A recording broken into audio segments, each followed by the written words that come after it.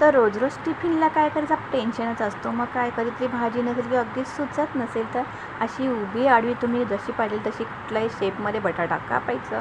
अगदीच 1-2 बटाट्याच्या मस्त बारीक बारीक स्लाईस करायच्या. तर मी तो उभ्या काचऱ्या केलेल्या आहे. तुम्ही आडव्याही करू शकता. तर उभ्या काचऱ्या करायचा. भरपूर सारी कोथिंबीर, जिरा, मोहरी, मस्त हळद, मीठ, हिंग फक्त टाकायचं आहे. थोडासा पाण्याचा शिंतोडा मारून मस्त बटाट्याची अशी काचरी भाजी करायची आहे. अगदी वेगळ्या पद्धतीने करू शकता. तुम्हाला जशी हवी तशी करू शकता. पण अशा पद्धती एकदा करून बघा. आणि छान भाकरीवर एखाद्या मस्त घासावर असा उभा बटाट्याची खाप घेतली की एक नंबर चवीला लागते. तर गरमागरम चपाती आणि बटाट्याची काचरीची भाजी अशी केलेली आहे.